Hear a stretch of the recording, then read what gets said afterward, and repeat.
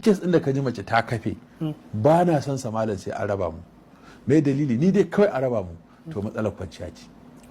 Saboda ai ba a faɗa, in ba keɓancewa aka yi da ita aka haɗa ta da mata ba ta faɗa ba, ba ta faɗa ba, abu ne mai kunya. Shi ma kuma in ba irin wannan aka yi masa ba zai faɗa ba, to sai ai ta cutar juna, ai ta cutar juna, kuma ai shiru, kuma ai ta ganin matsala tana faruwa a gida, rikici ya barke, ya'ya suna shan wahala, duk daga nan ne. Ita ta ƙi gaya iyayenta saboda iyayenta ba saba jin irin wannan alfas din ba, ta kasa gaya wa mai wanda zai musu sulhu babban malami a zuwa gaya masa wannan, amma kaga wata ai zuwa ta gaya annabi sallallahu alaihi wasallam, ha Abubakar ce kama baki da kunya, annabin zaki so ki ga wani magana har da kama zani haka da wani girgiza zani, ka gani kama wani kamar huduba, ka gani to amma matsalar ta ce in bata zo ta gaya annabi ya ware ba ya za a yi. Yanzu kaga wani su kuma akan kafiyar kwanciyar ma aka kawo kara, yana nan a cikin adabu sa wani albani. To su mutanen Makka sun bambanta da mutanen Madina akan kowanne da suke kwanciya da iyalansu.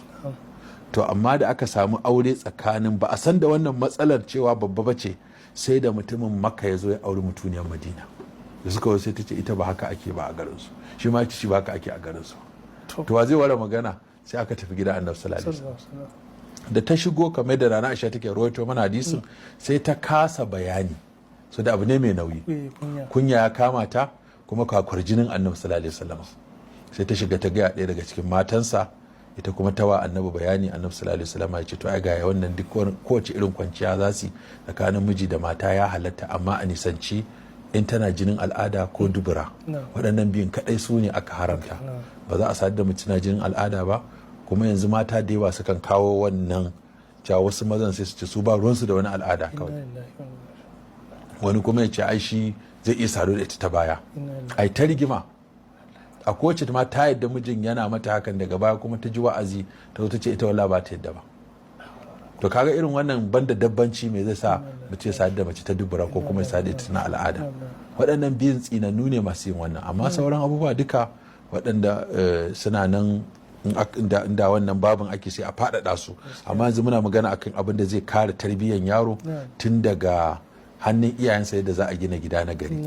To an yi wannan na ƙarshe shine gaya wa juna halaye da kuma haƙoƙi.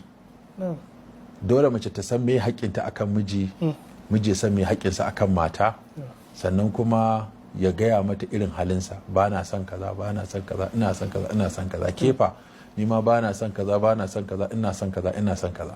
Domin wata ran in baka gaya wa mace abin da kake so da wanda baka so ba, sai ta taimaka abin da baka so a matsayin ta ɗauka kana so, ko ta taimaka abin da kake so a matsayin kuma wato baka so ita a zatanta.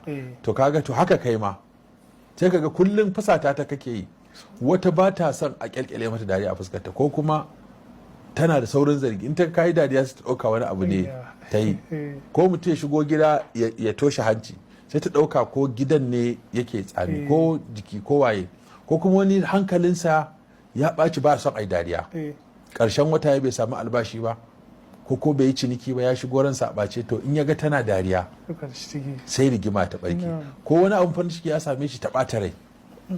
Duk waɗannan yakan kawo rigima, ƙananan abubuwa ne amma sai mutane su ga kamar ba su da girma, amma suna cunkusa zuciya in suka yawa. Ko a ce masa abincin da baya jin daɗinsa ko baya cin irinsa, ita za ta lura da mai take so, ba ta lura da shi mai yake so ba.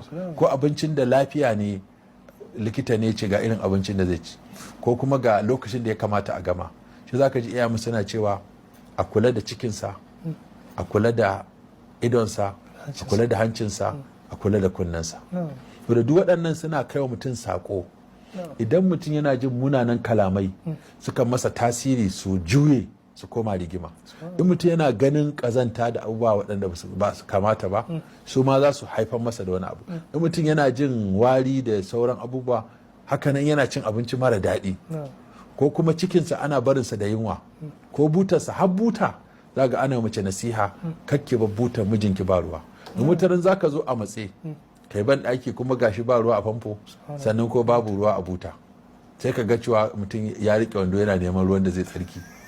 to kaga wannan kadai sai aka yi shi sau 3 sau 4 sau 5 sai kai ana cewa dan wannan to dan wannan sau 10 ne, dan wannan sau cikin carbi, dole ya hada rigima. Kankanin abu ne amma yana ta maimaituwa har ya sa zuciya ta ji rauni.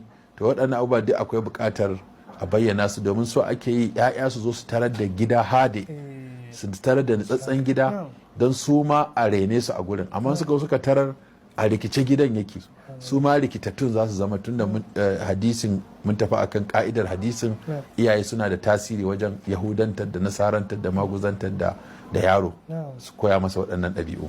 To kaga waɗannan aka yi su to sai a samu zaman lafiya, a samu kwanciyar hankali. To su ne amfanin waɗannan.